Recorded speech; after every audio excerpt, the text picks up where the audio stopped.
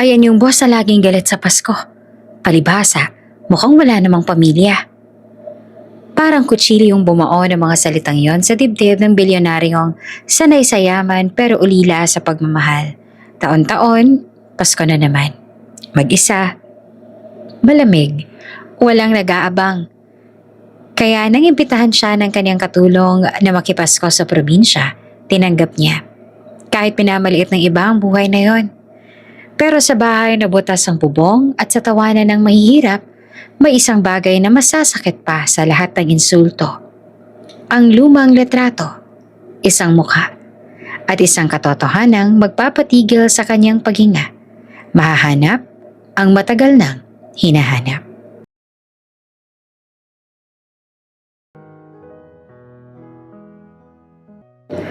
Muling tumunog ang isang pamilyar na Christmas song mula sa radyo.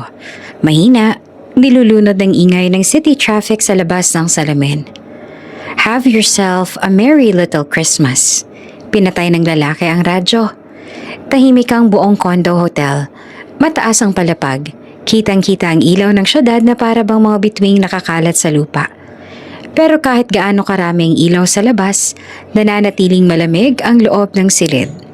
Walang Christmas tree, walang parol, walang kahit anong palatandaan na Disyembre na. Mag-isa na naman siya. Nakaupo ang bilyonaryo sa gilid ng kama, suot pa rin ang maayos na long sleeves kahit wala namang pupuntahan. Sanay siyang laging handa kahit walang inaasahang bisita. Sanay siyang laging mag-isa, lalo na tuwing Pasko. Ang katulong niya ay wala noong gabing yon. Umattend daw ng simbang gabi. Tulad ng ginagawa nito taon-taon. Hindi niya ito pinigilan. Hindi rin niya tinanong kung anong oras uuwi. Wala naman siyang pakialam. Iyon ang palaging sinasabi ng sarili niya. Pero ngayong mag-isa siya sa loob ng kwartong yon, may kung anong bigat na bumabalot sa dibdib niya. Sa hallway kanina, narinig niya ang dalawang staff na nagbubulungan. Ayan yung boss na laging galit sa Pasko. Sabi ng isa. Palibhasa, mukhang walang pamilya. Sagot naman ng isa pa. Hindi siya lumingon, hindi siya nagsalita. Pero parang kutsilyong bumao ng mga salitang yun sa kanya. Hindi dahil mali, kundi dahil totoo. Wala siyang pamilya. Tumayo siya at lumapit sa bintana. Mula roon kita ang isang simbahan sa di kalayuan. May mga taong papasok. May mga batang may hawak na kandila. May mga magulang na may akay-akay na anak. May tumatawa, may nagkukwento. May nagmamadali dahil malamig ang hangin. Pumikit siya.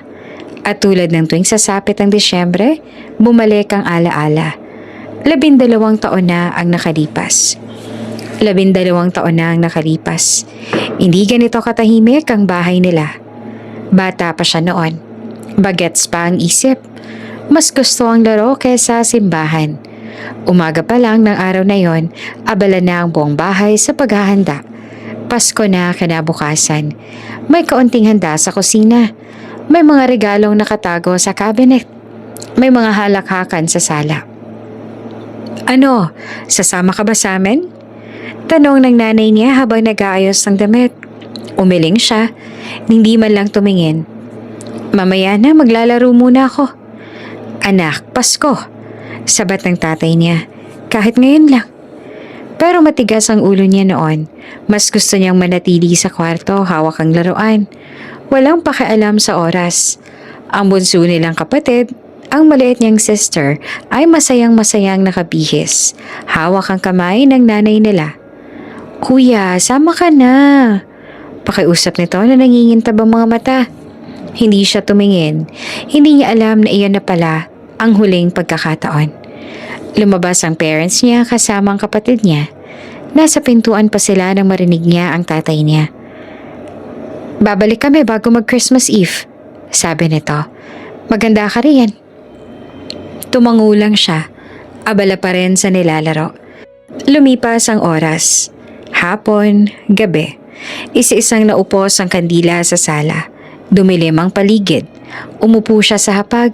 Hinihintay ang pagbalik nila. Iniisip niyang baka natagalan lang sa simba.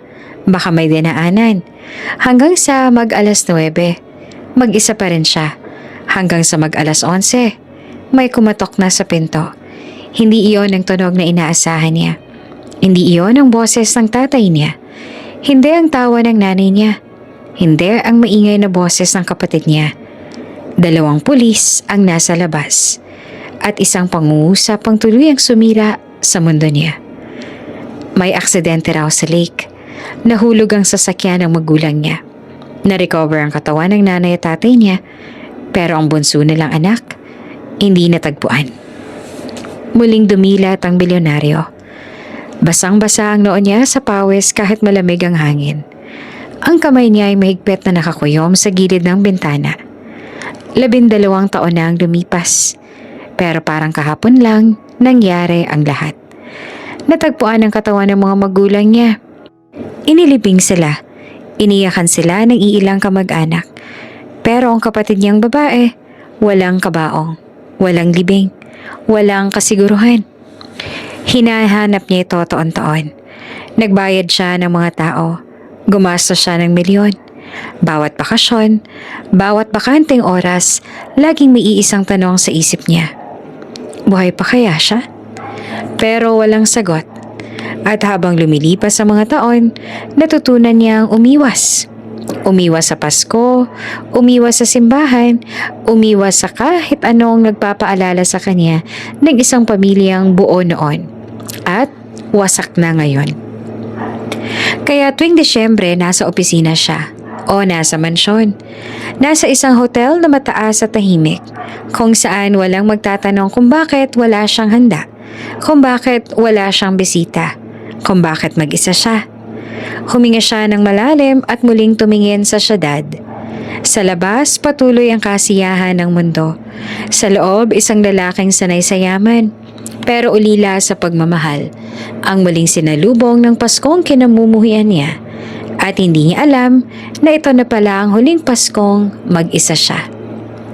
3 taon na siyang nagtatrabaho bilang katulong sa bilyonaryo. Pero ni minsan ay hindi niya nakita itong humiti tuwing Pasko. Siya ang tipo ng boss na tahimik, diretso magsalita at bihirang tumingin sa mata ng kausap. Hindi naninigaw pero sapat na ang malamig na tono para maramdaman mong may distansya siya sa buong mundo. At tuwing papalapit ang Disyembre, lalo itong nagiging mailap. Walang Christmas tree sa unit, walang parol sa bintana, walang ilaw na kumikislap. Para bang ipinagbawal ang Pasko sa bahay na yon. Napansin niya iyon sa unang taon pa lang niya bilang katulong. Noong una, iniisip niyang baka busy lang ang boss niya. Pero nang sumapit ang 2 at 3 taon, malinaw na iniiwasan talaga nito ang Pasko. Samantalang siya, kabaligtaran. Sa probinsya, kahit kulang ang handa, masaya ang pamilya niya. Kahit sardinas at kanin lang, minsan may tawanan. May kantahan, may sama-samang dasal. Ang nanay niya kahit pagod sa maghapon, pilit pang magluluto ng kahit anong kaya. Ang tatay niya kahit masakit ang likod, maglalabas ng gitara kapag gabi na. Kaya tuwing makikita niya ang boss niyang mag-isa, tahimik lang sa sulok, hindi niya maiwasang maawa. Hindi niya ito sinasabi kahit kanino, hindi rin niya pinapakita. Pero sa tuwing holiday, lalo na kapag Pasko, mas dahan-dahan ang kilos niya sa bahay. Parang ayaw niyang makagawa ng kahit anong ingay na baka makadagdag pa sa lungkot ng amo niya. Noong gabing yon, galing siya sa simbang gabi. May hawak siyang maliit na kandila at amoy pa sa damit niya ang usok at insenso mula sa simbahan. Pagdating niya sa condo hotel, tahimik ang buong lugar. Inakala niyang tulog na ang boss niya. Pero pagdating niya sa unit, tumunog ang cellphone niya. Isang text message. From boss. Pakidala ng inumin at baso. Nasa rooftop ako. Napatigil siya. Hindi madalas mag-text ang boss niya at lalong hindi sa ganitong oras. Saglit siyang nag-alinlangan pero agad din siyang kumilos. Kumuha siya ng bote at 2 baso at saka umakyat sa rooftop. Nandoon niya ang boss niya. Nakaupo sa gilid, nakaharap sa city lights. May hawak na baso. May laman na ang bote sa tabi niya. Sir, mahina niyang tawag. Tumangulang ito, hindi tumingin.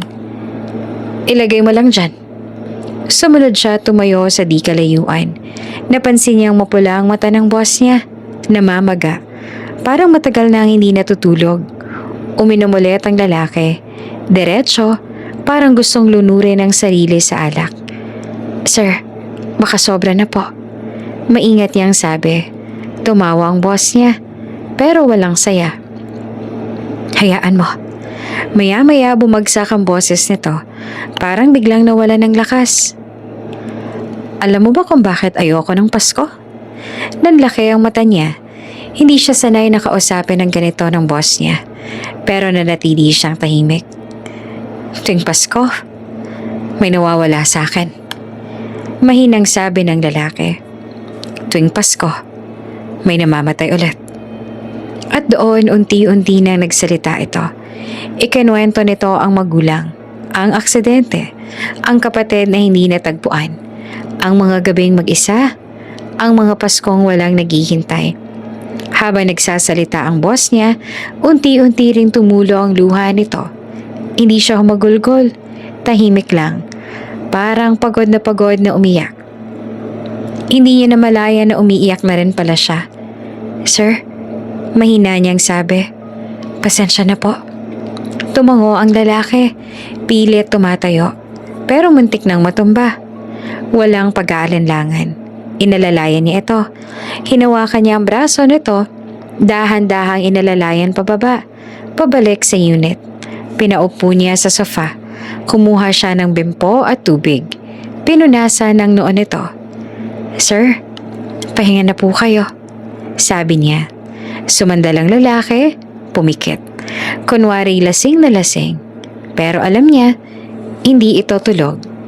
Hindi ito walang malay. Alam ng boss niya ang lahat. At alam din niya na gusto lang talaga nitong umiyak ng gabing yun. Nang hindi hinuhusgahan. Habang pinupunasan niya ang mukha nito, napansin ng lalaki ang mga kamay niyang magaspang. Ang mga matang puno ng malasakit. Sa loob ng 3 taon, ngayon lang niya tunay na tiningnan ang katulong niya. Hindi lang siya mabait, maganda rin. Pero hindi yung bastos na ganda. Yung ganda ng taong may mabuting puso. Muntik nang dumampi ang labi nila sa isa't isa nang biglang natauhan ng lalaki. Tumayo siya bigla. Salamat. Malamig nito ang sabi. Parang bumalik sa dati. Pwede ka nang magpahinga. Nagulat siya pero tumango. Opo, sir. Pag-alis niya, naiwan ang bilyonaryo sa sofa. Nakatingin sa kisame, hawak ang dibdib. Sa loob ng mahabang panahon, sa unang pagkakataon, may isang taong hindi siya iniwan sa gitna ng Pasko. At hindi niya alam kung bakit, pero ayaw niya nang muling mag-isa. Maaga siyang nagising kinabukasan. Hindi dahil sa alarm, kundi dahil sa pakiramdam na parang may naiwan siyang bukas sa pinto sa loob ng dibdib niya. Isang pintong matagal nang nakasara. Umupo ang bilyonaryo sa gilid ng kama. Tahimik na nakatingin sa sahig. Mabigat ang ulo niya. Pero mas mabigat ang alaala ng nagdaang gabi. Ang rooftop, ang alak, ang luha. At ang babaeng tahimik lang na umaalalay sa kanya nang hindi nagtatanong. Hindi nang husga. Tumayo siya at nag-ayos. Bumalik siya sa dati niyang anyo. Malinis, maayos. Walang bakas ng kahinaan. Sa kusina, nadatnan niya ang katulong na naghahanda ng almusal. Simpleng pagkain lang, gaya ng palagi. Good morning po, sir. Bati nito na parang walang nangyari kagabi. Doon siya mas nainis sa sarili niya. Nilapitan niya ang mesa. Umupo at sandaling nanahimik. Ramdam niya ang alanganin ng hangin sa pagitan nila. Hindi dahil sa galit, kundi dahil pareho silang may alam na hindi binabanggit. Yung kagabi, panimula niya at hindi tumitingin. Pasensya na, lasing lang ako. Tumigil naman sa pagkilos ang katulong. Hindi agad siya nagsalita. Maya-maya tumango ito. Opo, sir. Iyan lang, walang sermon, walang tanong, walang paalala. Mas lalo siyang nakaramdam ng hiya. Tahimik silang kumain. Ang tunog lang ng kutsara at plato ang maririnig sa isip ng bilyonaryo. Paulit-ulit ang isang tanong. Bakit siya pang nakakita ng ganong bahagi ko? Pagkatapos kumain, naghugas ang katulong. Siya na may nakatayo sa bintana. Nakatingin sa labas. Ilang beses niyang gustong magsalita pero pinipigilan niya ang sarili. Hindi siya sanay mag-open. Hindi siya sanay mag-imbita. Lalo na ng kahit anong koneksyon. Pero bago pa siya makapag-isip ng dahilan para manahimik, narinig niya ang boses ng katulong. Mahina, parang nag-aalangan. "Sir," lumingon siya. "May itatanong lang po sana ako," sabi nito, hawak ang basahan. Parang kinakabahan. Tumango siya. "Ano yan?" Huminga ng malalim ang dalaga at saka nagsalita. Parang isang hakbang na matagal niyang pinag-isipan. "Uuwi po kasi ako sa probinsya bukas. Pasko po." Tahimik siyang nakinig. "Kung gusto po ninyo," dugtong nito, pilit ngumiti, "pwede po kayong sumama sa amin?" Parang biglang tumigil ang oras. Sumama sa kanila. Sa probinsya. "Pasko po," dagdag ng dalaga. Parang natatakot na bawiin ang sinabi. "Masaya po sa amin kahit simple lang." Hindi agad siya nakasagot. Sa buong buhay niya, maraming nag-alok sa kanya ng kung anong negosyo or partnership, investment, kapangyarihan. Pero ngayon lang may nag-alok sa kanya ng ganito. Hindi mansyon, hindi pera, kundi pamilya. "Bakit?" Tanong niya ng diretso pero walang galit. Nagulat naman ng dalaga pero sumagot ng tapat. "Kasi po, palagi po kayong mag-isa tuwing Pasko." May kung anong kumirot sa dibdib niya. "Hindi niyo po deserve mag-isa." Dugtong nito, mas matatag ang boses. "Kahit isang beses lang po." Matagal siyang tumahimik. Sa loob ng isip niya, nag-aaway ang dalawang boses. Ang isa sinasabing huwag makialam, huwag pumasok sa buhay ng iba, huwag nang umasa. Ang isa naman mahina pero malinaw. "Subukan mo." Hindi niya alam kung gaano katagal siyang nakatayo roon. Ang alam lang niya, sa unang pagkakataon, may naghihintay ng sagot niya. Hindi bilang boss, kundi bilang tao. "Anong sasabihin ng pamilya mo?" Tanong niya sa wakas. Ngumiti naman ang dalaga. Totoo at mainit. "Masaya po sila. Mahilig po sila sa bisita." Isang pamilya na mahilig sa bisita. Isang pamilya na hindi niya kailanman naranasan mula nang mawala ang sarili niya. "Hindi ako sanay sa ganyan." Maingat niyang sabi. "Opo," sagot ng dalaga. "Pero baka kako po pwede niyong subukan?" Muling tumingin ang bilyonaryo sa bintana. Sa labas may mga batang naglalaro. May mga taong may bitbit na regalo. May mga ngiting hindi binibili ng pera. Sa loob ng ilang segundo nakita niya ang sarili niya. Bata pa, naghihintay sa sala. Umaasang babalik ang pamilya niya. At ngayon, may isang taong nag-aalok sa kanya ng bagong Pasko. "Sige," bigla niyang sabi. Nanlaki ang mata ng dalaga. "Po, sasama ako." Ulit niya. Mas malinaw. "Kung okay lang." Hindi napigilan ng dalaga ang ngiti niya. Opo sir, sobrang okay po." Tumango siya, pero sa loob-loob niya kinakabahan siya. Hindi niya alam kung anong naghihintay sa probinsya. Hindi niya alam kung kaya niya ang ingay, ang siksikan, ang buhay na malayo sa kontrol niya. Ang alam lang niya, sa unang pagkakataon matapos ang 12 taon, may nag-anyaya sa kanya na huwag maging mag-isa sa Pasko at hindi niya iyon tinanggihan. Hindi niya alam kung anong eksaktong oras siya na pagdesisyonan talagang ituloy yon. Basta pagising niya kinaumagahan, hindi niya na tinawagan ng driver niya. Hindi niya inabisuhan ng security team. Hindi rin niya sinabi sa opisina kung saan siya pupunta. Isang simpleng bag lang ang inihanda niya.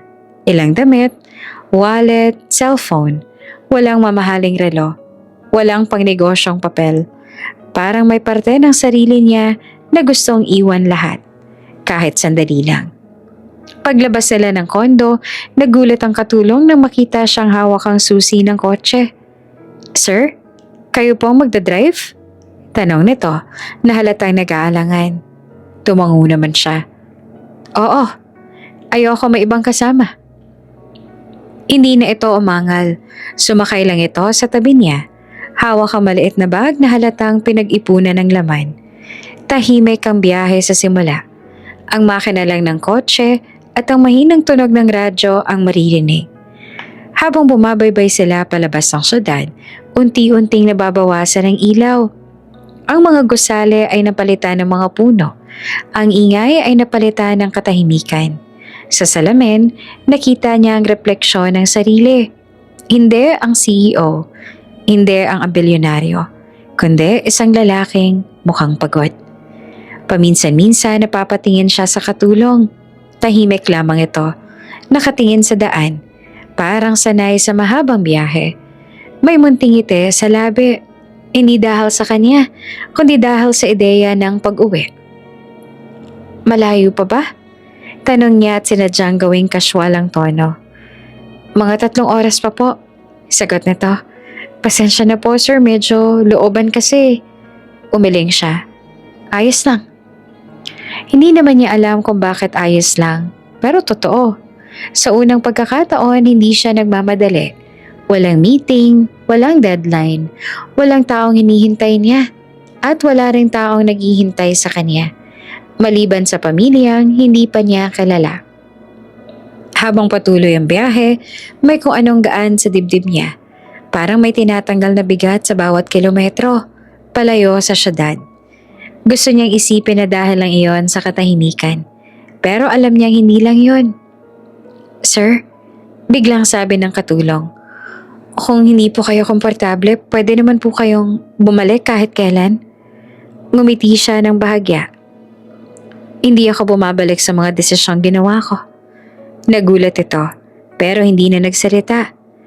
Sa totoo lang, wala talaga siyang plano. Hindi niya alam kung ilang araw na siya roon. Hindi niya alam kung anong aasahan. Ang alam lang niya, ayaw niyang mag-isa sa Paskong ito. At sa unang pagkakataon, iyon lang ang sapat na dahilan. Pagpasok nila sa mas makitid na daan, bumagal ang takbo ng kotse. May mga bahay na yari sa kahoy. May mga batang naglalaro sa gilid.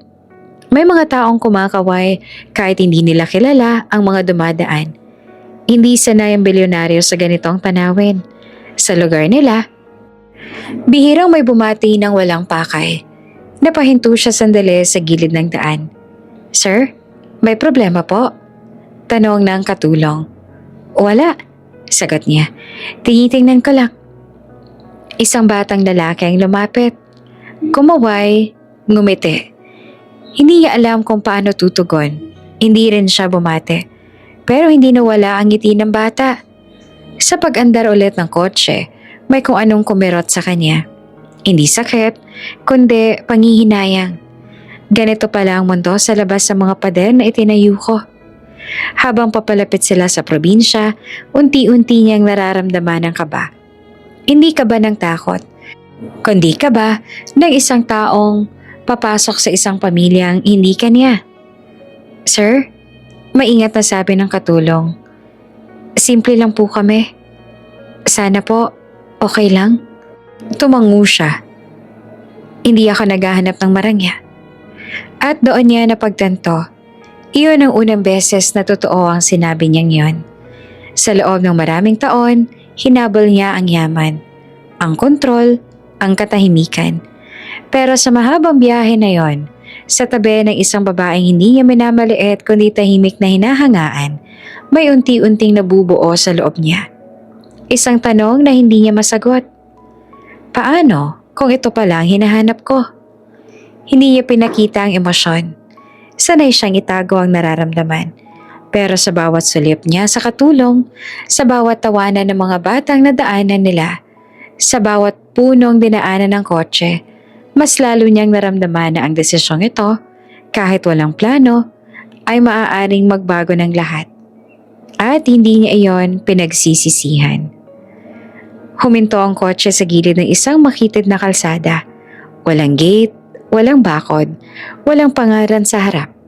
Isang simpleng bahay lang na yari sa pinagtagpi-tagping kahoy at yero.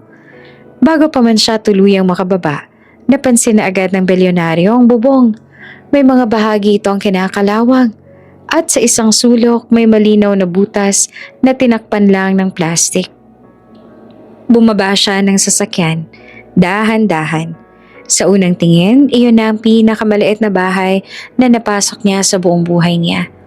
Lupa ang sahig, hindi sementado, hindi rin pantay. Sa loob, isang bombilya lang ang halatang luma na at maliit na aparador sa sulok. Hindi niya agad alam ang mararamdaman. Hindi ito ang uri ng lugar na kinasanayan niya. Sa mansyon niya, may chandelier, may aircon sa bawat kwarto. May ilaw na otomatikong bumubukas. Dito, kailangan pang igalaw ang switch na mukhang ilang beses nang napalitan. Napansin ng katulong ang bahagyang pagkabigla sa mukha niya. "Sir, pasensya na po." Mahina nitong sabi. "Ganito lang po talaga kami." Hindi siya agad nakasagot. Pero bago pa siya makapagsalita, may lumabas na babae mula sa loob ng bahay. May edad na, payat, pero may ngiting parang matagal nang naghihintay. "Ay, nandito na kayo," masiglang sabi nito. "Ikaw na ba yan, anak?" "Nanay," sagot ng katulong tsaka lumapit at yumakap. Sunod namang lumabas ang isang lalaking may puting buhok, hawak ang maliit na bangkito. "Siya na ba yung sinasabi mong boss?" tanong nito. May halong kaba at tuwa. "Opo," sagot ng dalaga. "Siya po." Lumapit ang matanda sa kanya at inabot ang kamay. "Salamat sa pagpunta, iho. Pasensya na't ganito lang ang bahay namin." Kusa niyang inabot ang kamay ng matanda. Ayos lang po. At doon niya naramdaman ang unang kakaibang bagay. Hindi siya tinanong kung sino siya, kung ano ang trabaho niya, kung gaano siyang kayaman. Tinanggap siya bilang bisita. Basta bisita. Maya-maya may tumakbong batang babae palabas ng bahay. Nakangiti, magulo ang buhok. May suot na damit na halatang malaki sa kanya. "Ate!" sigaw nito tsaka yumakap sa katulong. "Uy, dahan-dahan!" Tawa pa ng dalaga. "May bisita tayo." Napatingin sa kanya ang bata tsaka ngumiti. "Hello po!" Tumango siya. Bahagyang ngumiti pabalik. Isang bagay na bihira niyang gawin. Sa loob ng bahay, may tunog ng mga kalderong nagbabanggaan. May amoy ng niluluto. Simple lang, pero mainit at may halong bawang at sibuyas. Hindi niya alam kung kailan pa huling beses na may nagluto para sa kanya nang walang kapalit. Habang abala ang pamilya sa paghahanda, napansin niya ang mga detalye. Ang butas sa bubong na may tumutulong patak ng tubig mula sa ulan kanina. Ang sahig na kailangang walisin ng madalas dahil lupa. Ang mesa na may bakas ng maraming taon ng paggamit. Pero higit sa lahat, ang tawanan. Hindi iyon pilit. Hindi iyon para magpakitang tao. Totoo ang saya. May biro ang tatay. May kwento ang nanay. May kulitan ng magkapatid. Parang walang pakialam sa kung ano ang kulang. Dahil sapat na ang isa't isa. Umupo siya sa isang bangkito sa gilid. Tahimik na nagmamasid. "Sir, kain po muna kayo." Alok ng nanay ng dalaga. "Simple lang ha." Tumangyo siya. "Salamat po." Habang kumakain sila, napansin niya naman ang kahit kaunti lang ang pagkain. Walang nagrereklamo. May naghahati-hati. May nag-abot. May nagbiru pa na, "Ay, sa Pasko, mas masarap kahit konti." Hindi niya napigilang mapangiti. Sa loob-loob niya inaasahan niyang malungkot ang ganitong buhay. Iniisip niya ang puro hirap at reklamo, pero mali siya. May hirap, oo, pero may saya. At totoo. Sa isang sulok ng bahay may maliit na altar na may kandila at larawan. Hindi niya tinignan ng matagal, pero may kung anong kumirot sa dibdib niya. Ganito pala ang pakaramdam ng may uuwian. Habang papalubog ang araw, lalong naging maingay ang bahay. May kapitbahay na dumaan para bumati. May batang sumilip sa bintana. May nag-alok ng prutas galing sa puno sa likod. Hindi niya namalaya na tumagal na pala siya roon. Nakaupo, nakikinig, nakikihalubilo. At sa unang pagkakataon matapos ang maraming taon, hindi niya hinanap ang katahimikan. Hinayaan niyang punuin ng ingay ang puso niyang matagal nang tahimik. Maaga silang nagising kinabukasan, hindi dahil may alarm, kundi dahil sa tunog ng manok at yabag ng mga paa sa labas ng bahay. Dumilat ang bilyonaryo at sandaling nalito. Wala ang kisame ng kondo. Wala ang malamig na ilaw. Wala ang katahimikan ng lungsod. Sa halip ay naroon ang tunog ng probinsya. Buhay, magulo, totoo. Lumabas siya ng kwarto at nadatan si Mira na nag-aayos ng buhok sa maliit na salamin. "Sir, magsisimba po kami," sabi nito. "Kung okay lang po sa inyo." Tumango siya. "Sasama ako." Nagulat si Mira. Talaga po?" "Matagal na rin ako hindi nagsisimba," sagot niya. Hindi na nagdagdag pa. Habang naghahanda ang pamilya niya, tahimik siyang nakamisid. Ang nanay ni Mira ay nagsuot ng isang lumang dress. Kupas ang kulay, mailang tahi sa gilid. Halatang ilang taon nang ginagamit tuwing may okasyon. Maayos ang pagkakaplansya, pero hindi maitago ang bakas ng panahon. Ang tatay naman ni Mira ay naupo sa bangkito. Inaayos ang sapatos. Doon niya napansin, hindi yon basta lumang sapatos. Sira na ang gilid. At sa halip na sintas, alambre ang ginamit na pantali. Maingat ang kilos ng matanda. Parang sanay na sa ganitong sitwasyon. May kumerot sa dibdib ng bilyonaryo. Hindi awa, kundi isang uri ng hiya na hindi niya maipaliwanag. Lumabas naman ang bunso, nakasuot ng pantalon na halatang maluwag. Ilang beses itong hinila pataas habang naglalakad. "Nanay, okay lang po ba to?" tanong ng bata. Ngumiti ang nanay. "Ayos lang yan, si ate mo naman yan." Napalingon siya kay Mira. Ngumiti lamang si Mira. Parang sanay na rin. "Malaki lang po ng konti." Hindi na siya nagsalita. Paglabas sila ng bahay, saka lang niya napansing nakapark pa rin ang kotse niya sa gilid. "Hindi ba tayo sasakay dyan?" tanong niya. Nagkatingin na naman ang pamilya. Si Mira ang sumagot at medyo nahihiya. Na-flat po kasi kagabi, sir. Tricycle na lang po muna." Tumango naman siya. Okay lang. Pero nung makasakay na sila ng tricycle, siya, si Mira at ang bunso, doon niya tunay naramdaman ang kakaiba. Masikip, mabagal, maingay ang makina, ramdam ang bawat lubak ng kalsada. Sa tagal ng panahon, ngayon nang ulit siya sumakay ng ganito. Sa gilid ng daan, may mga batang naglalakad papuntang simbahan. May dalang Biblia. May matandang nagkakwentuhan. May mga pamilyang magkakahawak kamay. Pagdating nila sa simbahan, simple lamang ito. Walang ingranding disenyo. Walang aircon. May mga bangkong kahoy na makintab na sa tagal na paggagamit. Umupo sila sa gitna. Tahimik siyang nakaupo. Pinagmamasdan ng paligid. Habang nagsisimula ang misa, unti-unti niyang napapansin ang mga detalye. Ang kamay ng tatay ni Mira, magaspang, may mga kalyo. Ang paa ng nanay may tsinelas na halatang ilang beses nang naaayos. Ang bunso nakasandal kay Mira, hawak ang kamay nito. At si Mira nakapikit, taimtim na nagdadasal. Hindi niya alam kung kailan siya napatingin ng matagal kay Mira. Hindi ito ang ganda na nakasanayan niyang makita. Hindi makintab, hindi maporma. Pero may kakaibang liwanag. Liwanag ng taong may pinanghahawakang pananampalataya. Sa gitna ng misa, may sandaling natahimik ang simbahan. Isang panalangin para sa pamilya. Biglang sumikip ang dibdib niya. Naalala niya ang sarili. 12 taon na ang nakalipas. Mag-isa sa sala, hinihintay ang pamilyang hindi nababalik. Ngayon, narito siya.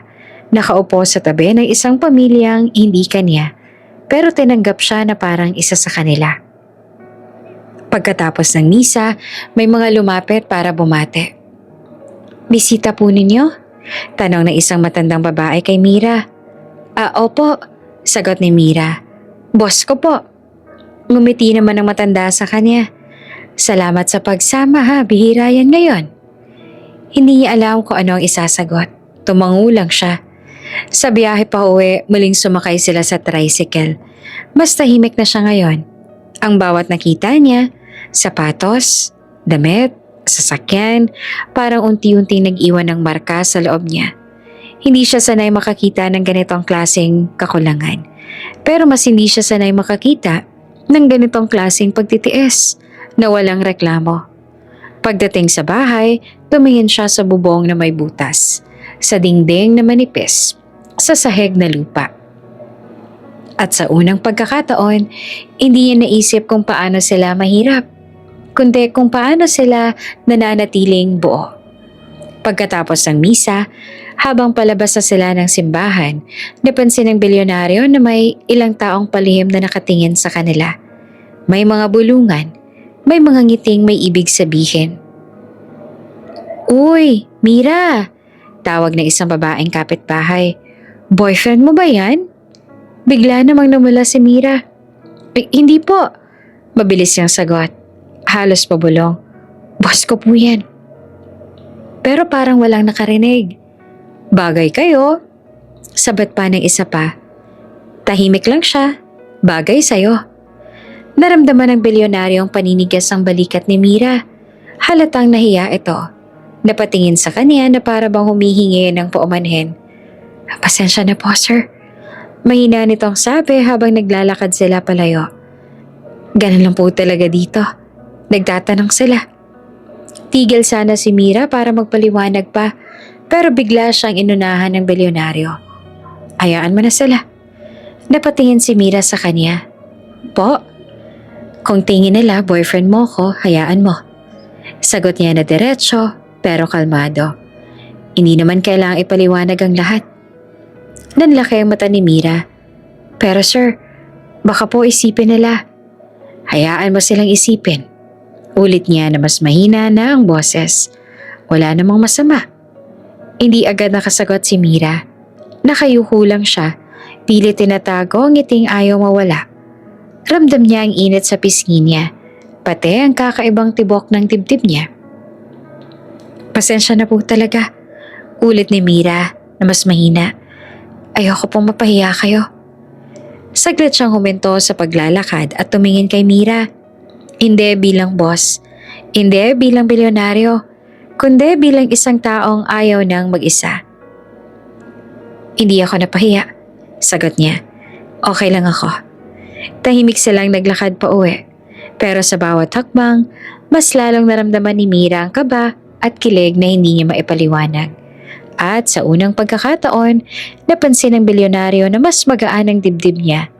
Parang may munting lihim sila na hindi kailangang ipagsigawan. Habang papalubog ang araw, unti-unting napuno ng amoy ng niluluto ang maliit na bahay. Simple lang, walang lechon, walang hamon, walang mamahaling panghimagas. Pero mainit ang singaw ng kanin at may halong bawang at sibuyas ang hangin. Inilatag ng nanay ni Mira ang mesa sa gitna ng bahay. Maliit lang ito. Kasya lang silang sa lahat kung magsisiksikan. Isa-isang naupo ang pamilya. Ang tatay sa dulo, ang nanay sa tabi niya. Ang bunso, katabi ni Mira. Umupo rin ang bilyonaryo, bahagyang alanganin. Hindi siya sanay sa ganitong setup. Walang pagitan, walang distansya, walang katahimikan. Alika na. Masiglang sabi ng nanay ni Mira. Magdasal muna tayo. Nagkatinginan sila sandali. Hindi niya matandaan kung kailan siya huling nagdasal kasama ang iba. Pero walang tumingin sa kanya na parang pinipilit. Tahimik lang silang yumuko. Panginoon, panimula ng tatay ni Mira. Salamat po sa munting handa at sa bisitang pinadala ninyo sa amin ngayong Pasko. Napasinghap siya ng bahagya. Bisitang ipinadala. Hindi siya bisita sa hotel. Hindi siya kliyente. Bisita siya sa isang tahanan. Pagkatapos ng dasal, inilabas ng nanay ang ulam at inilagay sa gitna ng mesa. Isang plato lang. Napansin naman agad iyon ng bilyonaryo. Sa mesa niya sa mansyon, laging sobra-sobra ang pagkain. Minsan, hindi malang natitikman. Dito, iisa lang ang ulam para sa lahat. Tahimik niyang pinagmamasdan habang hinahati ng nanay at tatay ni Mira ang ulam sa dalawang maliit na plato. At saka tinulak palapit sa kanya ang isa. "Kain na po kayo," sabi ng nanay, may ngiti, "para mabusog po kayo." Parang may pumisil naman sa dibdib niya. Tahimik niyang tinulak pabalik ang plato sa gitna ng mesa. Sabay-sabay po tayong kakain," sabi niya. Mahinahon pero malinaw. "Huwag niyo po akong ihiwalay." Nagkatinginan naman ang mag-asawa. Si Mira ay napatigil. Parang hindi inaasahan ang sinabi niya. "Sir?" Panimula ni Mira. Ngumiti naman siya ng bahagya. "Ayos lang. Mas gusto ko to." Walang nakapagsalita sandali. Pagkatapos, tumawa ang tatay ni Mira. Mahina pero masaya. "Aba, ngayon lang ako nakarinig ng bisitang ayaw mauna." Biro nito. Natawa rin ang bunso. "Ate, gutom na ako." At doon na nagsimula ang pagkain. Walang plato para sa bawat isa. Hati-hati lang. Abot-abot. May kwentuhan, may tawanan. May biro tungkol sa alat ng ulam at kung paano raw mas masarap kapag maraming naghahati. Napatigil ang bilyonaryo nang mapansin niyang kamay ang gamit ng lahat sa pagkain. Saglit siyang tumingin sa sariling kamay. Sa buong buhay niya, kutsara at tinidor ang alam niya. "Kain na, sir," sabi ni Mira. Napansin ang pag-aalangan niya. "Ganito po talaga kami." Huminga siya ng malalim, tsaka ginaya sila. Pagdampi ng kanin sa kamay niya, napakunot siya ng noo. "Mainit pala," sabi niya na seryoso. Napatawa ang buong mesa. "Dahan-dahan lang," tawa ng nanay ni Mira. "Masasanay rin kayo." Mas lalo siyang nahiya nang matikman niya ang pansit. "Bakit parang sardinas?" Tanong niya na walang masamang tono. Talagang nagtataka lang. "Oo," tawa ni Mira. "Sardinas po talaga yan." Natawa siya. Una, mahinang tawa. Tapos tuluyan ang napahalakhak. Hindi niya matandaan kung kailan siya huling tumawa ng ganito. Yung walang iniisip kung may makakakita. Habang tumatagal ang gabi, dumami ang ingay sa labas. May mga batang kumatok sa pinto. May dalang improvised tambol at lata. "Namamasko po!" Lumabas ang tatay ni Mira. May dalang kaunting barya at candy. Nakasilip ang bilyonaryo. Pinagmamasa ng mga batang masayang kumakanta kahit paos ang boses. "Sir, kayo na po," sabi ni Mira. Iniabot sa kanya ang isang supot ng candy. Nagulat siya. "Ako?" "Opo," ngumiti si Mira. "Para maranasan niyo po." Lumabas siya, alanganin sa una, tsaka iniabot ang candy sa mga bata. "Salamat," sabi niya. "Salamat po," sabay-sabay naman nasigaw ng mga bata. Pagpasok niya ulit sa bahay, may kung anong kumirot sa mata niya. Umupo siya sa sulok. Tahimik. "Sir, okay lang po kayo?" Tanong ni Mira. Napansin ang pamumula ng mata niya. Tumango siya. "Oo, pero hindi iyon totoo." Tahimik na tumulo ang luha niya. Walang hikbi, walang tunog. Hindi niya alam kung bakit mas masakit at mas masaya ang gabing yon kesa sa lahat ng Pasko niya sa nakaraan. Sa mansyon niya, mayaman. Dito, may buhay. At sa unang pagkakataon, naramdaman niyang hindi pala pera ang kulang sa kanya, kundi ang mga salitang ganito. Tahimik na ang buong bahay. Tapos na ang kantahan. Tapos na ang kwentuhan. Ang mga kapitbahay ay nagsiuwian na. At ang mga batang nangangaraling ay matagal nang nawala sa dilim. Ang natira na lang ay ang tunog ng kuliglig at mahinang ihip ng hangin na dumadaan sa butas ng bubong. Nakahiga ang bilyonaryo sa maliit na banig na inilatag para sa kanya. Hindi siya sanay sa ganito. Walang malambot na kama. Walang aircon, walang ilaw na pwedeng patayin sa isang pindot lang. Isang bumbilya lang sa labas ng kwarto ay nagbibigay ng kaunting liwanag. Pumikit siya. Sa una, tahimik ang isip niya, pero maya-maya unti-unting bumalik ang bigat. Parang alon na hindi mo mapipigilan. At doon nagsimula ang panaginip. Muli niyang nakita ang daan patungong lake. Madilim ang paligid, basa ang kalsada. Naroon ang sasakyan ng mga magulang niya. Unti-unting lumulubog sa tubig. Narinig niya ang sigaw ng nanay niya, ang boses ng tatay niya, at sa gilid, isang batang babae. Basa ang buhok, nanginginig, umiiyak sa dilim. "Kuya?" Mahinang tawag nito. Sinubukan niyang lapitan, pero parang lumalayo ang bata sa bawat akbang niya. Lumubog ang paligid sa tubig at naramdaman niyang hinihilaran siya pababa. "Kuya, huwag mo akong iwan." Bigla siyang napabalikwas. Hingal na hingal siya. Basang-basa ng pawis ang noo. Nakaupo siya sa banig. Mahigpit ang hawak sa dibdib. Pilit humihinga. Muling bumalik ang pakiramdam ng gabing yon. Yung gabing may kumatok sa pinto at binago ang buong buhay niya. Hindi niya napigilan ang sarili. Tumulo ang luha niya, sunod-sunod, mabigat na parang matagal nang pinipigilan. Tinakpan niya ang mukha niya, pero walang saysay. Tahimik siyang umiyak, pinipilit huwag gumawa ng ingay. Sa gitna ng iyak niya, "Kuya, tubig po." Nanigas ang buong katawan niya. Dahan-dahan niyang ibinaba ang kamay niya mula sa mukha. Lumingalinga siya sa paligid. Pilit inaayos ang paghinga. Akala niya panaginip pa rin. Akala niya guni-guni lang. Pero malinaw ang boses mula sa pintuan. Tumayo na siya. Nanginginig ang tuhod. Dahan-dahan siyang lumapit. Tsaka sinilip ang labas. Nandoon ang bunso na si Mira. Hawak ang maliit na baso. Nakatayo sa may pinto. Inaantok, magulo ang buhok. Pero malinaw ang mukha. "Kuya?" Ulit ng bata. Mahina. "Pwede po bang makahingi ng tubig?" Parang may pumutok sa loob ng dibdib niya. Hindi siya agad nakagalaw. Hindi siya agad nakapagsalita. Sa loob ng ilang segundo, ang nakita niya ay hindi ang batang nasa harap niya, kundi ang kapatid niyang nawala. 12 taon na ang nakalipas. Lumunok siya. "Oo," sagot niya na paos. "Sandali lang." Kinuha niyang petsyel at nagsalin ng tubig. Inabot niya sa bata. Nanginginig ang kamay niya. Ininom iyon ng bata, dahan-dahan. "Salamat po, kuya," sabi nito, tsaka ngumiti ng bahagya. "Kuya."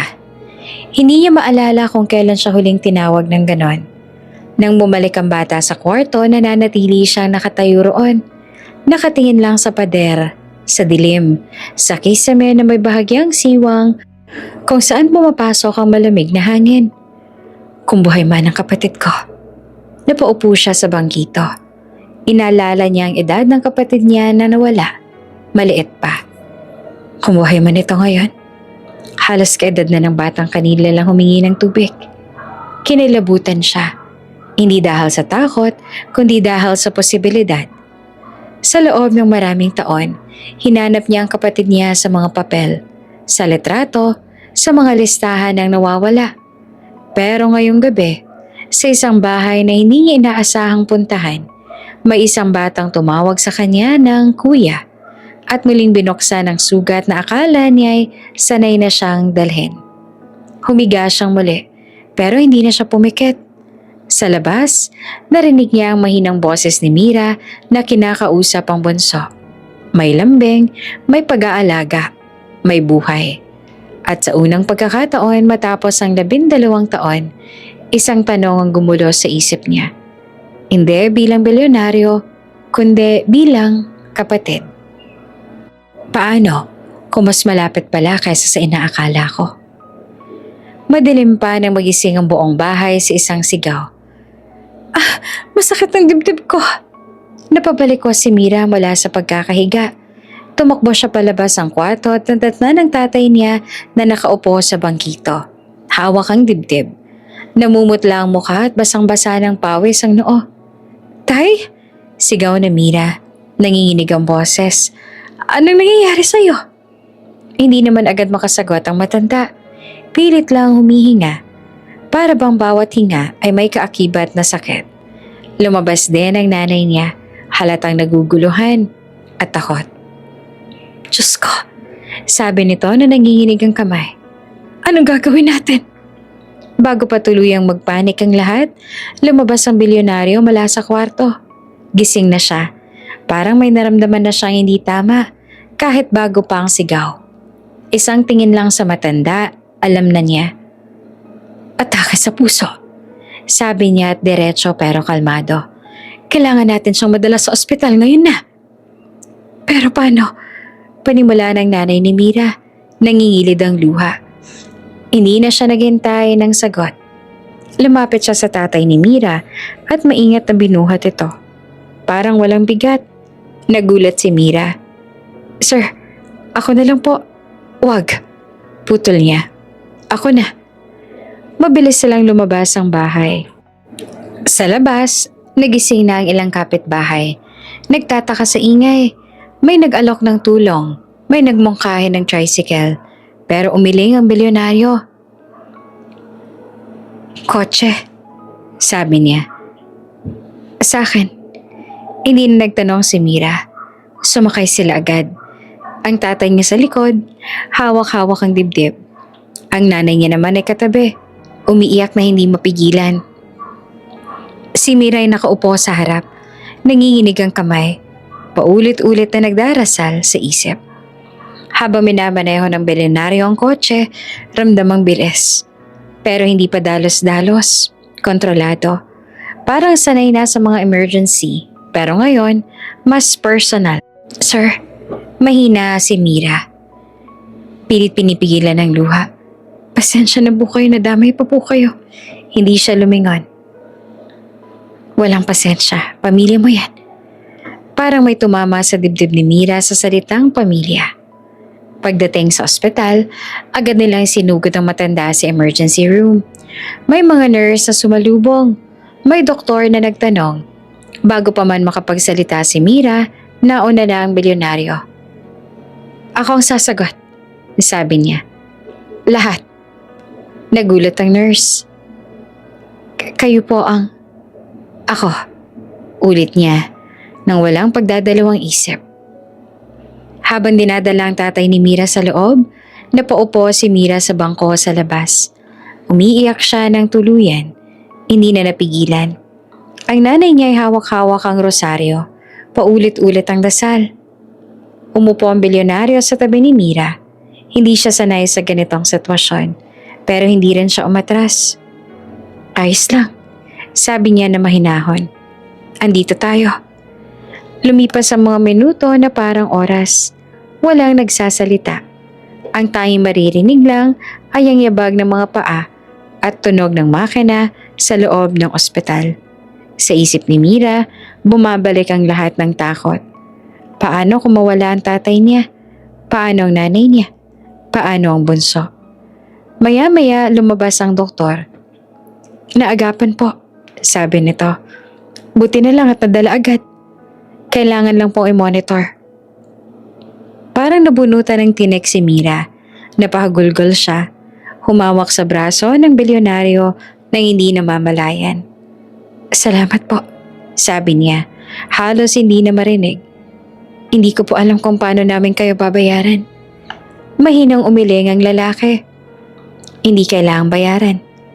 Tumingin siya sa pinto ng kwarto kung nasaan ang tatay ni Mira. Sa sandaling yon, bumalik sa isip niya ang gabing 12 taon na ang nakalipas. Ang ospital, ang malamig na ilaw, ang salitang wala na. Ngayon may pagkakataon siyang gawin ang hindi niya nagawa noon. At hindi niya iyon palalagpasin. Nanatili sa ospital ang tatay ni Mira ng ilang araw para sa obserbasyon. Araw-araw si Mira ang nagbabantay. Halininan sila ng nanay niya. Tahimik lang siya sa tabi ng kama ng ama. Pinupunasan ang noo nito. Inabot ang tubig. Kinakausap kahit madalas ay nakapikit lang ang matanda. Halatang pagod, pero pilit nagpapakatatag. Samantala, may iba namang nangyari sa labas ng ospital. Isang bagay na hindi alam ng pamilya ni Mira. Magang umalis ang bilyonaryo isang umaga. Hindi siya dumiretso sa opisina. Sa halip, bumalik siya sa bahay sa probinsya, mag-isa. Oops! May break muna. Gusto mo bang ma-shoutout dito sa channel ni Ate Jane?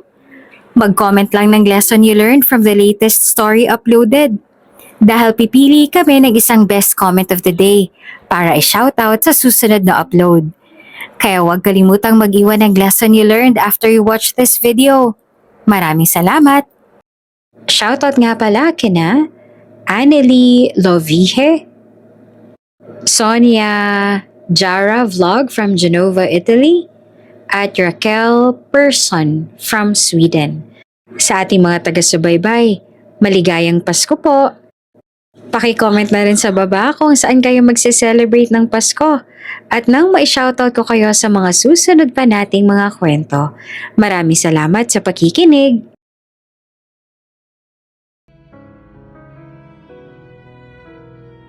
Pagdating niya roon, saglit siyang tumayo sa tapat ng bahay. Pinagmamasan ang bubong na may butas, ang dingding na manipis, ang kable ng kuryenteng nakakabit kung saan-saan. Tahimik siyang huminga ng malalim. Hindi na dapat ganito. Tumawag siya sa isang tao. Isa lang, walang mahabang paliwanag. May bahay na kailangang ayusin. Sabi niya, ngayon na. Ilang oras lang ang lumipas, dumating ang mga tao. Karpentero, elektrisyan, may dalang gamit. Tahimik silang nagtrabaho. Walang tanong, walang paliwanag sa mga kapitbahay na nagtataka. Tinanggal ang sirangyero sa bubong, pinalitan ng bago. Inayos ang dingding na may siwang, nilinis ang kable. Nilagyan ng maayos na ilaw sa loob ng bahay. Hindi na iisang bombilya lang. Habang ginagawa iyon, nakatayo lamang ang bilyonaryo sa gilid. Hindi siya naguutos. Hindi siya nagmamadali. Tinignan niya lang ang bawat bahagi ng bahay na unti-unting nagbabago. Sa bawat pukpok ng martilyo, may kung anong gumagaan sa dibdib niya. Hindi to mansyon. Hindi to proyekto. Hindi to donasyon. Isa lang itong tahanan na ayaw niyang makitang pinapasok ng ulan. Pagbalik ni Mira at ng nanay niya mula sa ospital kinahaponan, napahinto sila sa tapat ng bahay. Nanlaki ang mata ni Mira. Nanay, bahay ba natin yan? Tanong niya. Halos hindi siya makapaniwala. Maayos na ang bubong. Wala nang mga butas. May ilaw na maliwanag sa loob. May bagong kable na maayos ang pagkakaayos. Hindi ito marangya, pero matibay. Ligtas at malinaw na inayos ng may malasakit. Diyos ko, bulong ng nanay ni Mira. Anong nangyari? Tumayo ang bilyonaryo sa may pintuan. Tahimik. Sir, napatakbo si Mira palapit sa kanya. Kayo po bang? Tumango siya. Kailangan lang ayusin. Hindi naman napigilan ni Mira ang luha. Pero sir, hindi po namin. Hindi to utang. Putol niya ng mahinahon. At lalong hindi to bayad. Tumingin siya sa loob ng bahay at saka muling tumingin kay Mira. Ayoko may pamilya na mabasa sa ulan. Wala nang nasabi si Mira. Yumakap siya bigla. Hindi niya napigilan ang sarili. Saglit lang, parang natakot na baka lumabis. Pero hindi siya tinulak palayo ng bilyonaryo. Hinayaan lang niya. Sa loob-loob niya, matagal niya nang gustong maramdaman ang ganitong klase ng yakap. Hindi dahil sa awa, kundi dahil sa pag-unawa. Pagdating ng gabi, umuwi sila sa ospital para bantayang muli ang tatay ni Mira. Habang naglalakad sa hallway, tahimik si Mira, pero ramdam ang lalim ng pasasalamat niya. Sir, bigla niyang sabi, hindi ko po alam kung paano ko po kayo pasasalamatan. Tumigil siya sandali. Hindi mo kailangan. Naglakad silang magkatabi. Walang salita, pero may pagkakaintindihan. Sa isip ng bilyonaryo, Malinaw ang isang bagay. Hindi niya ito ginagawa bilang boss ni Mira. Ginagawa niya ito dahil sa isang pamilyang minsan niyang pinangarap na sana ay nailigtas niya noon. At ngayon, may pagkakataon siyang wag nang maulit ang pagkawala. Hindi niya iyon sasayangin. Tahimik ang bahay ng araw na yon. Nasa ospital pa rin ang tatay ni Mira. Stable na pero kailangan pa rin bantayan. Si Mira at ang nanay niya ay naroon. Halin-hinang nagbabantay. Naiwan ang bilyonaryo sa bahay. Mag-isa. Sa unang pagkakataon mula nang dumating siya sa probinsya. Hindi siya sanay sa ganitong katahimikan. Pumasok siya sa loob ng bahay at tumingin sa paligid. Malinis na ang sahig. Maayos na ang ilaw. At wala nang mga siwang sa dingding. Pero kahit inayos ng pisikal na anyo ng bahay, ramdam pa rin niya ang bigat ng mga kwento na nakabaon sa bawat sulok. May nakita siyang maliit na kahon sa ilalim ng aparador. Luma, yari sa karton. May bahid ng alikabok. Hindi niya alam kung bakit niya yun pinulot. Parang may humili lang sa kanya. Binuksan niya ang kahon. Sa loob ay may ilang dokumento. Resibo, lumang ID. Ilang papel na kupas na ang tinta. May rosaryo, may punit na sobre. At sa pinakailalim, isang maliit na litrato. Dinampot niya iyon ng marahan. Larawan iyon ng isang sanggol. Nanlambot ang tuhod niya. Napaupo siya sa bangkito. Hawak ang litrato na parabang baka maglaho kapag hinigpitan niya ang kapit. Maliit pa ang bata sa litrato. Maputi ang balat. Bilugan ng pisngi. May munting nonal sa may kilay. Isang nonal na kabisado niya. Isang nonal na nakita niya sa bawat lumang litrato ng kapatid niyang babae bago ito nawala. Hindi. Mahina niyang bulong. Pinagmasdan niya ang litrato. Pilit hinahanap ang pagkakaiba. Pero habang tumatagal, lalo lang nagiging malinaw ang katotohanan. Hindi to kahawig lang. Ito ang eksaktong mukha ng kapatid niya. Ang hugis ng mata, ang linya ng ilong, ang maliit na ngiti kahit sanggol pa lamang. Parang may humigpit sa dibdib niya. Parang naubusan siya ng hangin. Ilang segundo siya nakaupo roon. Walang galaw, walang tunog. Para bang natigil ang mundo. Paano napunta rito ang litrato ng kapatid ko? Tumayo siya. Nanginginig ang kamay at sinuri ang likod ng litrato. May sulat, kupas na ang tinta, pero mababasa pa rin. Araw na iniligtas ka. Napapikit siya. Biglang bumalik sa isip niya ang lahat. Ang panaginip niya, ang batang umiiyak sa dilim, ang bunso ni Mira na tumatawag sa kanya ng kuya, ang edad, ang mga taon na lumipas. Hindi pwede. Ayaw niyang umasa. Ayaw niyang muling masaktan. Ilang beses na siyang umasa sa maling impormasyon, sa maling bakas. Ilang beses na siyang nadurog. Pero hindi niya rin kayang ipagwalang bahala ang hawak niya ngayon. Marahan niyang ibinalik ang litrato sa kahon.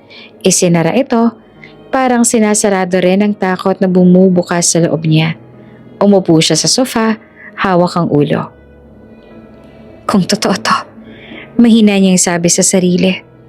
Kung totoo to. Narinig niya ang tunog ng pintuan. Pumasok si Mira. Pagod ang muka, pero may bahagyang ngiti. Sir, umuwi muna ako saglit. Nakatulog na po si tatay. Tumayo siya agad. Mira, napahinto ito. Opo. Tinuro niya ang kahon sa mesa. Pwede ba kitang tanungin tungkol dyan? Nanlaki ang mata ni Mira. Lumapit siya at nakita ang kahon. Saglit siyang natahimik. Lumang gamit po yan, sabi niya. Matagal na po yan sa amin. Kinuha niya ang litrato at tinabot kay Mira. Maingat. Kilala mo ba to? Tiningnan ni Mira ang litrato. Napangiti siya at may halong lungkot. Bata pa po ako nung nakita ko yan, sagot niya. Sabi ni nanay may sanggol daw na iniligtas noon na iniwan sa amin. Parang may bumagsak sa dibdib ng bilyonaryo. Iniligtas? Ulit niya. Tumango si Mira. May aksidente raw po kasi roon sa may lake. May isang lalaki daw na nagdala ng sanggol sa nanay at tatay ko. Sabi niya, hindi niya alam kung sino ang magulang. Basta raw iligtas muna. Nanigas ang bilyonaryo. 12 taon na ang nakalipas. Isang aksidente sa lake. Isang sanggol na nailigtas. Tahimik naman na bumilis ang tibok ng puso niya. Nasaan ang sanggol ngayon? Tanong niya na halos pabulong. Tumingin si Mira sa kanya. Nagtataka. Sir, yung bunso po namin yon? Parang bumukas ang lupa sa ilalim ng paa niya. Hindi siya agad nakapagsalita. Hindi siya agad nakagalaw. Ang tanging naririnig niya lang ay ang sariling tibok ng puso niya. Malakas, mabilis, parang gustong kumawala. Sa loob ng maraming taon, hinanap niya ang kapatid niya sa malalayong lugar. Hindi niya alam na maaaring narito lang pala ito. Sa isang bahay na may butas ang bubong. Sa isang pamilyang hindi kanya, pero nagmahal dito bilang sarili. At sa sandaling yon, alam niyang wala ng atrasan. Kailangan niyang malaman ang buong katotohanan. Hindi agad nakapagsalita ang bilyonaryo matapos marinig ang sinabi ni Mira. Yung bunso po namin yon? Ulit ni Mira. Tila nagtataka kung bakit biglang nanahimik ang lalaki. Bakit po? Umupo siya sa bangkito. Parang nawala ng lakas ang mga tuhod niya. Ilang segundo siyang nakatingin lang sa sahig. Pilit inaayos ang paghinga. Sa isip niya, naglalaban ng takot at pag-asa. Ang dalawang damdaming matagal niya na ang iniiwasan. Kailangan ko makausap ang mga magulang mo. Sabi niya sa wakas. Mahinahon, pero mabigat ang tono. Nag-alala si Mira. May problema po ba, sir? Umiling siya. Hindi ko lang alam kung paano ko sasabihin. Pero mahalaga. Kinagabihan matapos umuwi ang nanay ni Mira mula sa ospital at makatulog ang bunso. Naupo silang tatlo sa mesa. Si Mira, ang nanay at ang bilyonaryo. Tahimik ang bahay. Parang hinihintay ang mga salitang matagal nang nakatago. May itatanong po sana ako. Panimula ng bilyonaryo. Tungkol po sa sanggol na iniligtas noon. Nagkatinginan ng mag-ina. Ang nanay ni Mira ay bahagyang napapikit. Parang alam niya na kung saan patutungo ang usapan. Matagal na po yun. Mahina nitong sabi. Bakit niyo po na itanong? Kinuha ng bilyonaryo ang lumang litrato at inilapag sa mesa. Nanginginig ang kamay niya. Ito po.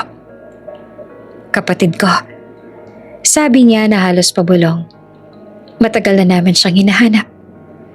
Parang may bumagsak na mabigat sa loob ng bahay. Napaupo ang nanay ni Mira. Hawak ang dibdib. Diyos ko. Bulong nito. Kaya pala. Nanay? Naguguluhang tanong ni Mira. Huminga ng malalim ang babae at saka nagsimulang magsalita. Dahan-dahan, parang binubuksan ng isang sugat na matagal nang tinakpan. 12 taon nang nakakaraan. Simula nito.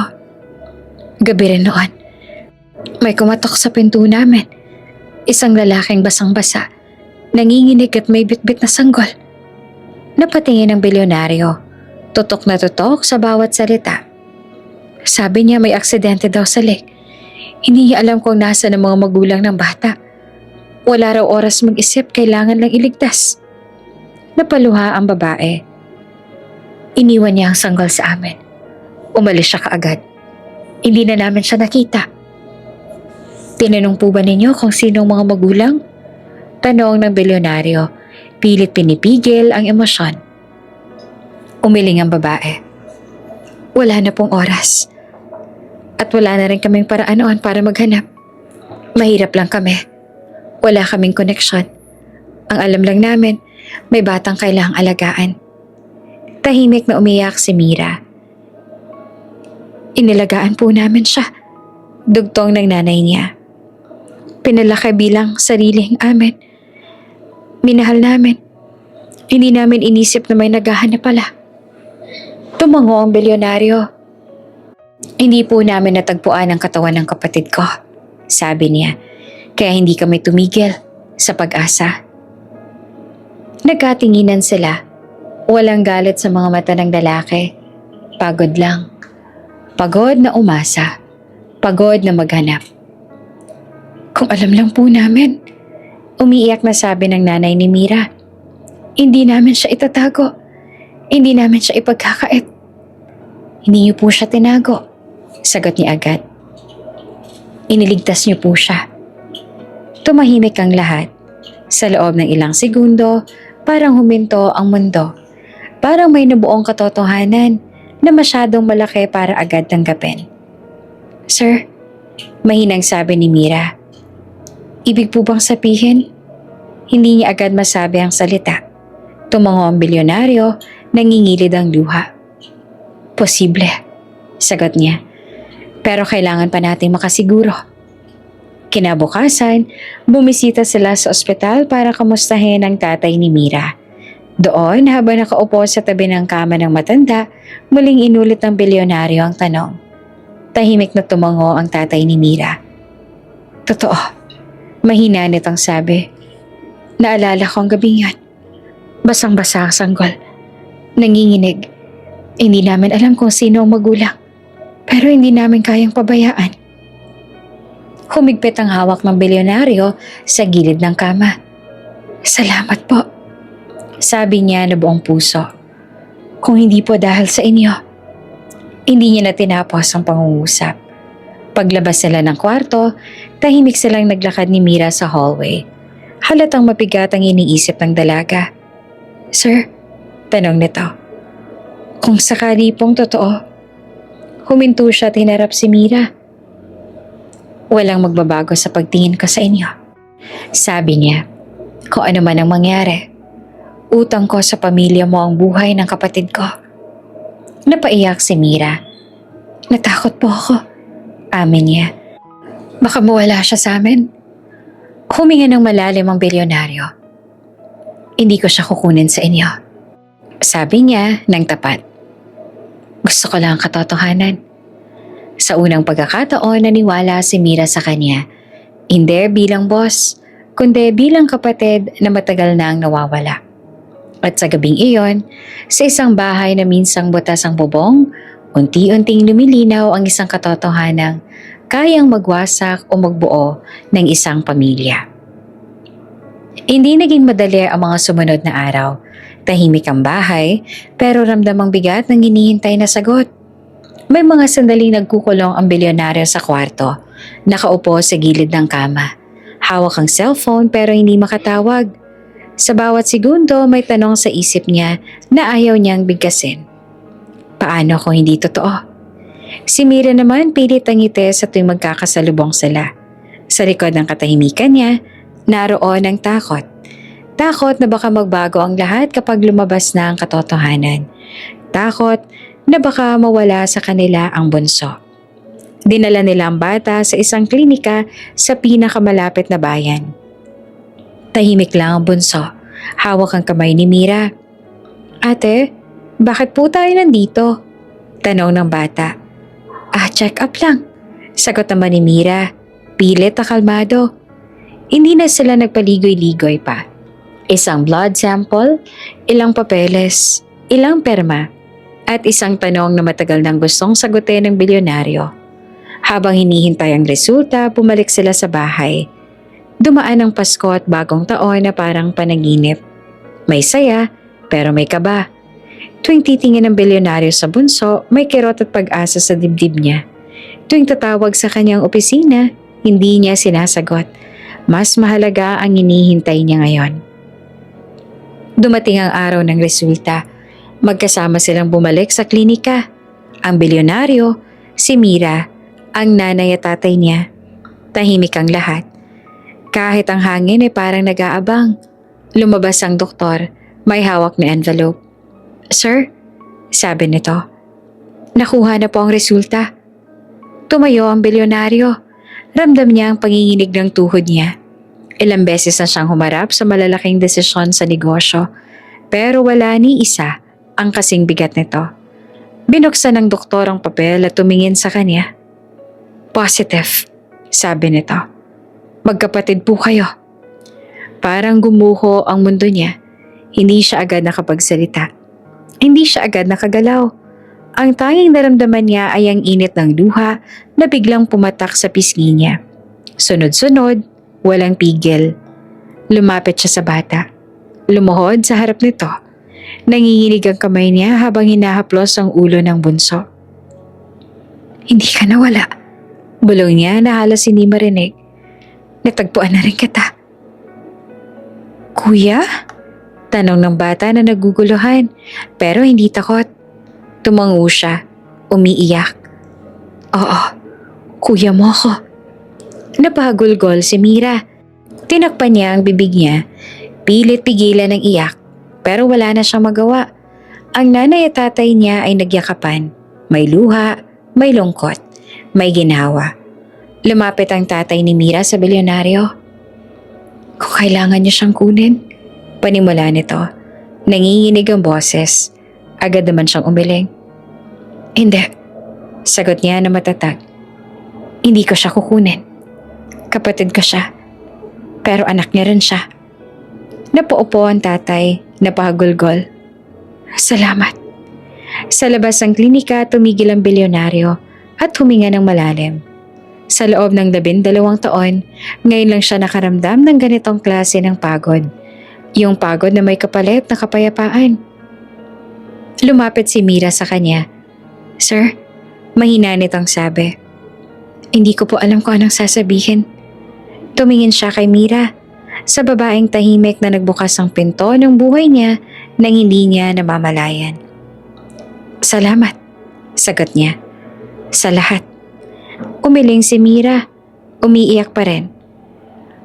Kung hindi po kayo sumama dito, kung hindi po kayo nagpasko kasama namin. Ngumiti siya, may luha sa mata. May mga bagay talagang kailangang dumaan sa tamang panahon. Pag-uwi nila sa bahay, sinalubong sila ng bunso na may hawak na laruan. Tumakbo ito papunta sa bilyonaryo. Kuya! Tawag na to na may tuwa. Lumuhod siya at niyakap ang bata. Mahigpit, matagal. Isang yakap na matagal niyang ipinagdasal. Sa gabing yon, habang tahimik ang paligid, umupo ang bilyonaryo sa labas ng bahay at tumingala sa langit. 12 taon niyang inakala na mag-isa na lang siya. Ngayon, alam niya na ang totoo. May kapatid siyang buhay, may pamilyang muling natagpuan, at may pusong handa ng magmahal muli. Hindi kondo ang pinuntahan nila. Pag-alis nila sa probinsya, malinaw sa isip ng bilyonaryo na hindi nakasya sa unit ang isang pamilyang may kwentuhan, tawanan at batang walang tigil sa takbuhan. Kaya sa mansyon siya dumiretso. Ang bahay na matagal ng malaki pero matagal ding walang laman.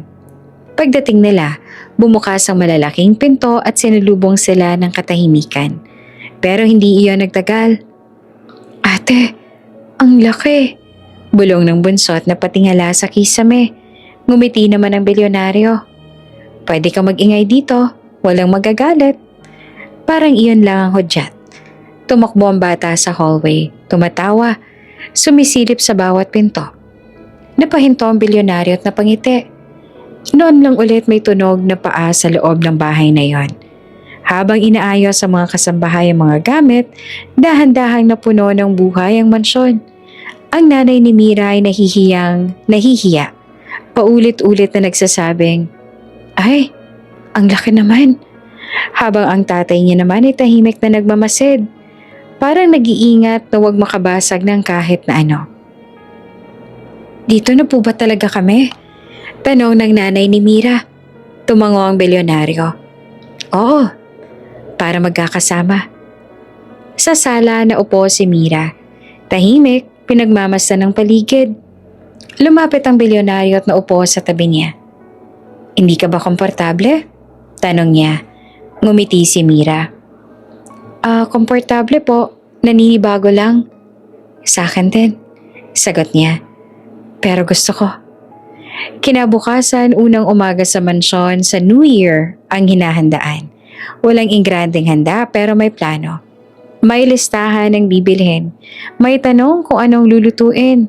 May batang nagtatanong kung pwede bang magpuyat sa bisperas. Kuya, sigaw ng bunso, pwede po ba ako magpuyat sa New Year? Pwede, sagot niya. Pero ikaw ang gigising ng mas maaga kinabukasan. Natawa ang lahat. Habang nagkakape sila sa veranda, napansin niya ang tahimik si Mira. Nakatingin ito sa hardin. Parang may iniisip. Anong iniisip mo? Tanong niya. Nag-alinlangan si Mira. Baka po, masanay kayo sa ganito. Tapos magbago. Hinawakan niya ang kamay ni Mira na maingat. Hindi pilit. Mira, napatingin siya. Wala nang po at opo sa akin, sabi niya. Ayoko na. Namula naman si Mira. Hindi ako sanay. Masasanay ka rin, sagot niya na may ngiti. Mula noon, unti-unti nang nagbago ang tono ng mga araw. Sa umaga, sabay silang nag-aayos ng plano para sa New Year. Kung anong lulutuin, kung sino ang gigising ng maaga, kung saan ilalagay ang mesa. Sa hapon, magkasabay silang nagbabantay sa bata habang naglalaro sa hardin. Hindi ka marunong humabol, tukso ni Mira minsan. Teka lang, tawa niya. Hindi ako pinalaki sa habulan. Obvious, sagot naman ni Mira sabay tawa. Sa gabi, naglalakad sila sa hardin. Tahimik, malamig ang hangin. May mga bituin sa langit. Doon, unti-unting nagiging malinaw ang nararamdaman nila. Hindi dahil sa utang na loob, kundi dahil sa araw-araw na pagpiling manatili. Natatakot ka ba? Tanong niya minsan. Oo, sagot ni Mira. Tapat. Ako rin, amin niya. Pero ayokong umatras. Sa bisperas ng New Year, nagtipon sila sa mesa. Simple lang, pero kompleto. May tawanan, may kwento ng nakaraang taon. May plano para sa susunod. Walang selebrasyong magarbo, pero may pag-asa. Pagpatak ng 12:00, sabay-sabay silang nagbilang. 10, 9. Sa huli, may palakpakan, may yakapan, walang paputok, pero may saya. Lumapit siya kay Mira, mahina ang boses. Salamat. Salin? Tanong ni Mira. Sa pagbubukas ng taon ko. Sagot niya. Nagkatinginan sila. Walang pangako, walang salita. Pero sapat na ang tinginan para malaman na may bagong simula. Sa mansyong minsang malamig, may init na ngayon. At sa lalaki minsang nag-iisa, ay hinaharap na siyang handang harapin kasama ang mga taong pinili niyang maging pamilya. Hindi dumating ang pag-ibig na may sigawan o dramatikong eksena. Dumating ito sa mga umagang sabay silang nagkakape. Sa mga hapon na magkasama silang nag-aasikaso ng bata. Sa mga gabing tahimik na naglalakad sila sa hardin. Walang kailangang ipaliwanag. Isang umaga, nadatnan ni Mira ang bilyonaryo sa kusina. Nakapulupot ang manggas. May hawak na kutsara. Halatang nahihirapan. Anong ginagawa mo? Tanong ni Mira, pigil ang tawa. Sinusubukan kong magluto. Sagot niya na seryoso. Pero mukhang susuko na ako. Tumawa si Mira at lumapit. Hindi ganyan, ako na. Tumabi siya kay Mira. Pinanood ang bawat galaw. Doon niya napagtanto na hindi siya masaya dahil may nagluluto para sa kanya. Kundi dahil may kasama siyang gusto niyang pagmasdan araw-araw. Hindi niya na pinigilan ang sarili. Mira, bigla niyang sabi. Sagot naman ito na abala pa rin. Mahal kita. Natigil si Mira. Dahan-dahang humarap sa kanya, walang gulat, parang matagal na rin niyang hinihintay. Mahal din kita. Sagot ni Mira na mahina pero buo. Walang palakpakan, walang fireworks, pero sapat ang mga salitang yon para mabuo ang matagal nang unti-unting lumalago. Hindi siya nagmadali. Kinabukasan, hinanap niya ang nanay at tatay ni Mira. Nakaupo ang mga ito sa sala. Tahimik, may halong kaba. May sasabihin po sana ako. Paniwala niya ng diretso. Tumango ang tatay ni Mira. Makikinig kami. Huminga siya ng malalim. Mahal ko po si Mira. Hindi bilang boss. Hindi dahil sa nangyari. Bilang babae na pinili ko makasama sa buhay. Tahimik ang mag-asawa. Umihingi po ako ng pahintulot. Dagdag niya. Hindi ko siya kukunan sa pamilya niya. Gusto ko lang maging bahagi. Nagkatinginan ng nanay at tatay ni Mira. May luha sa mga mata. Matagal na naming alam. Sabi pa nito. Sa paraan ng pag-aalaga mo, sa respeto mo. Tumango ang tatay. Kung masaya siya, masaya na rin kami. Lumabas si Mira mula sa hagdanan. Halatang narinig ang huli. Hindi niya napigilan ang sarili. Niyakap niya ang mga magulang niya at saka humarap sa kanya. Salamat, sabi niya sa nanginginig na boses. Salamat sa pagtitiwala, sagot niya. Hindi ang grande ang kasal. Isang maliit na simbahan, ilang upuan, ilang taong mahalaga. Si Mira simple lamang ang suot. Walang alahas na mamahalin. Ngunit malinaw ang ngiti. Siya naman ay walang titulo, walang yabang. Lalaking handang mangako. Nandoon ang pamilya ni Mira. Nandoon ang kapatid niyang matagal niyang hinanap. Ngayon ay nakangiti, may hawak na bulaklak. Kuya, bulong ng bata bago magsimula ang seremonya. Masaya ka na ba? Lumuhod siya sandali para magpantay ang tingin nila. Oo, sagot niya, dahil nandito ka. Sa altar magkatabi silang tumayo ni Mira. Walang drama, walang luha.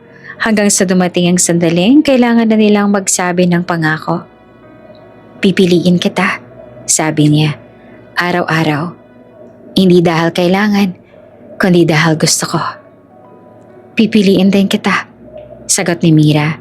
Kahit tahimik, kahit mahirap, kahit masaya. Nagpalakpakan ng mga tao, mahina pero totoo. Pagkatapos ng kasal, nagtipan sila sa mansyon. Hindi para makpakitang yaman, kundi para magsalo-salo. May tawanan, may kwentuhan, may batang tumatakbo sa sala. Habang papalubog ang araw, lumabas siya sa veranda kasama si Mira. Sa loob, maririnig ang ingay ng pamilyang minsang inakala niyang wala na. Kung hindi ka nag-imbita noon, sabi niya, baka mag-isa pa rin ako. Ngumiti si Mira. Kung hindi ka sumama, baka hindi rin natin natagpuan ang lahat. Hinawakan niya ang kamay ni Mira. Tahimik silang tumingin sa loob, sa kapatid, sa mga magulang, sa bagong simula. Sa harap ng bagong taon, mahina niyang binulong, hindi sa langit kundi sa mga taong nasa harap niya. Sa wakas, natagpuan ko rin kayo. At sa unang pagkakataon, alam niya ang totoo iyon. Hindi bilang bilyonaryo, kundi bilang kapatid, asawa, at taong may tahanan.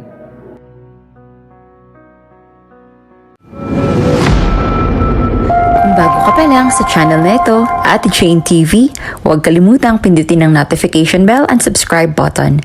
Sana po hindi naman malaking abala sa inyo ang pagpindot ng subscribe button dahil ang kapalit po nito ay ang pagsuporta para makapag-produce ng mga libreng stories sa mga channels ni Ate Jane. Maraming salamat!